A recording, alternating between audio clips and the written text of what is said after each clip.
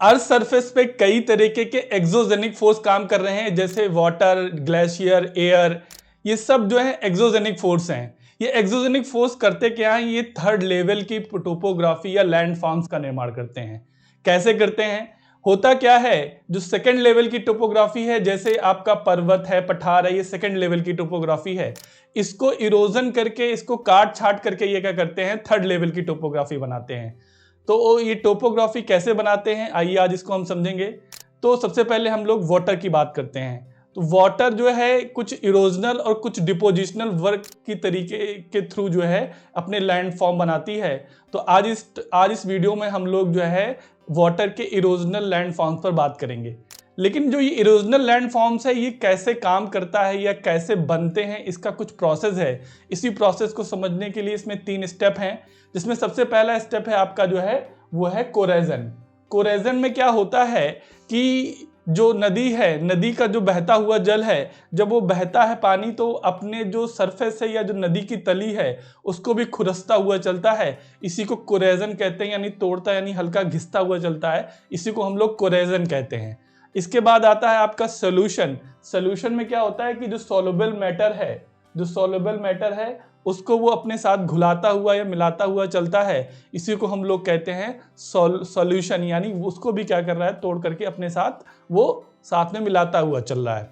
इसके बाद अगला जो आता है आपका आर्टिट्रेशन। तो जो टूट करके कण इसके साथ आए हैं वो भी क्या करते हैं, आपस में रगड़ रगड़ करके टूटते रहते हैं, महीन होते रहते हैं, उन्हें हम बोलते हैं आर्टिट्रेशन, जो कि लास्ट स्टेप होता है। तो ये 3 स्टेप के थ्रू जो है आपके सारे नदी के लैंड फॉर्म्स बनते हैं।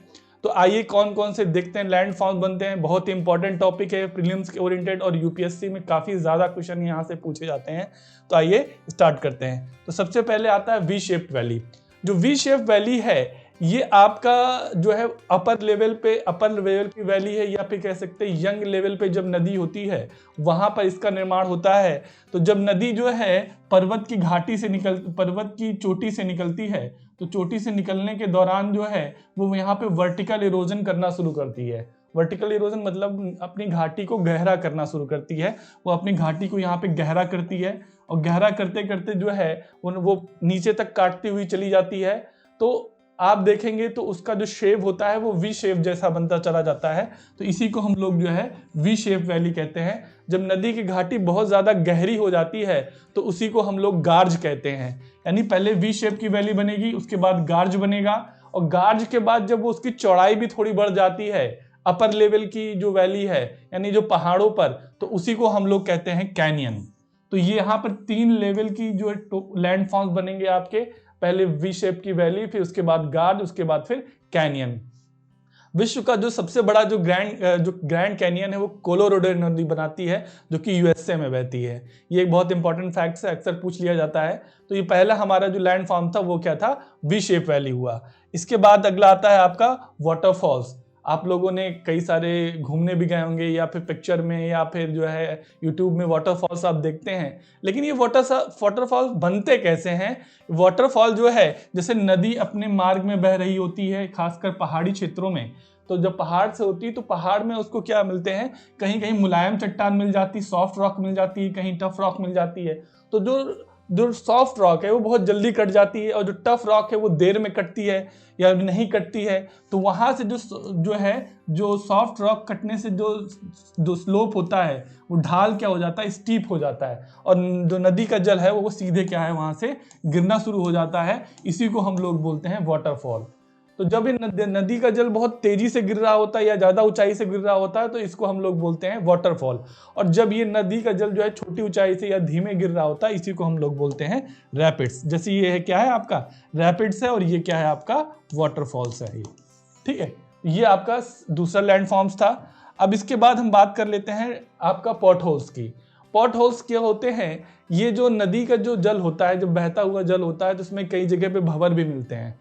तो भंवर क्या करते हैं, इसमें जो खासकर जो नदी के बहते हुए जल में कई सारे चट्टानी टुकड़े होते हैं, ये क्या करते हैं, घूमते रहते हैं, और नदी की तल को क्या करते हैं, ये काटना शुरू कर देते हैं। काटते काटते इसमें क्या है, छेद कर देते हैं। इसको ऐसे समझिए जैसे कोई बढ़ई है या कारपेंटर है, वो जब अपने बर्मा मशीन से जो है छेद करता है घुमा घुमा करके, तो वैसे ही क्या करते हैं, ये नदी की तली में क्या करते हैं, छेद कर घूम घूम मतलब जो है जो भंवर के थ्रू क्या करना है, यानी एक यंत्र या मशीन के रूप की तरह क्या करता है, काम करना शुरू करते हैं और उसमें क्या करते हैं, छेद या पॉट होल्स बना देते हैं। ये जैसे आप अपने पिक में देख रहे होंगे, ये सब उन्होंने क्या है, ये पॉट होल्स बने हुए हैं नदी के तल में जो है।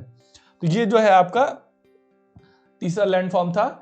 इसके बाद हम बात कर लेते हैं आपका स्ट्रक्चरल बेंच पे। देखिए स्ट्रक्चरल बेंच का जो निर्माण हो रहा है वो मैदान में होता है, यानी नदी जब जो है अपने पहाड़ से जब क्या है, जब मैदानों में प्रवेश करती है तो वो यहाँ पे वर्टिकल इरोजन ना करके हॉरिजेंटल यानी चौड़ाई की, यानी जो है किनारों का इरोजन करना स्टार्ट कर देती है।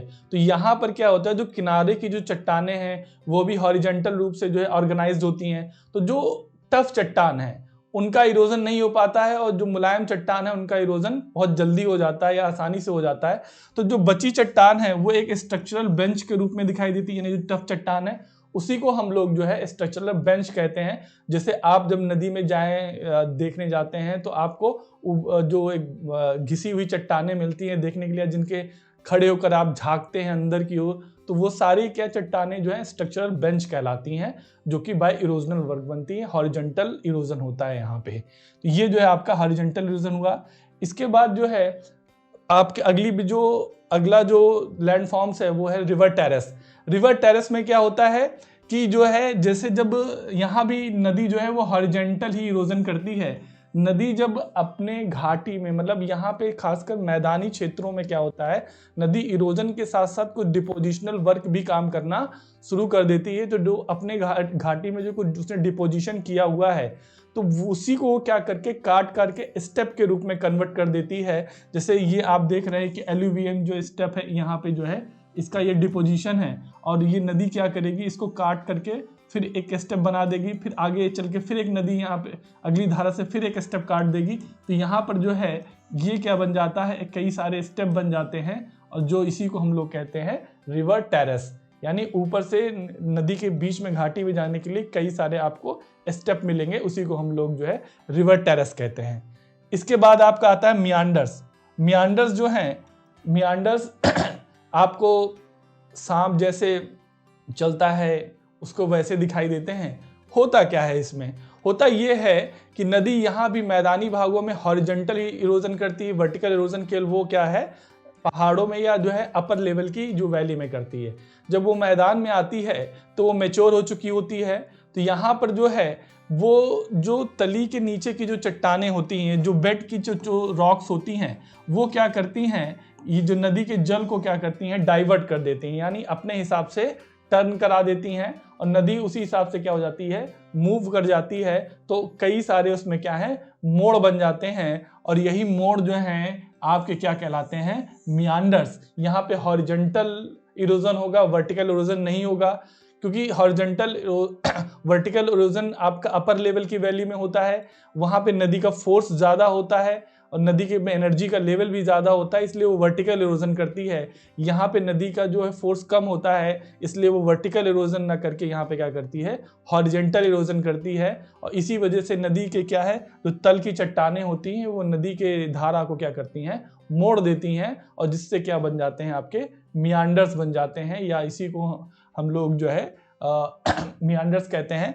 तो ये आप अपने पिक में देख रहे होंगे, ये जैसे एक मियांडर्स बना हुआ है और ये भी आपका मियांडर्स दिख रहा है। तो आज हमने जो है लैंड फॉर्म्स ऑफ रिवर्स जो था उस पर जो खासकर इरोजनल प्रोसेस के थ्रू जितने भी लैंड फॉर्म बने उस पर हमने बात किया। हमने सबसे पहले बात किया वी शेप वैली पे, फिर हमने वाटरफॉल्स पे बात किया, फिर हमने जो है पॉट होल्स पे बात किया, उसके बाद फिर हमने जो है आपका स्ट्रक्चरल बेंच, और उसके बाद रिवर टेरेस, और फिर आपका मियांडर्स। ये जो थे आपके लैंड फॉर्म्स जो बन रहे थे बाय इरोजनल रिवर के थ्रू बनते थे। ठीक है, ये बहुत ही इंपॉर्टेंट टॉपिक है और आपके प्रीलिम्स में काफ़ी ज़्यादा हेल्प करेगा। तो मिलेंगे इसी प्रकार के नेक्स्ट वीडियो में। Thank you.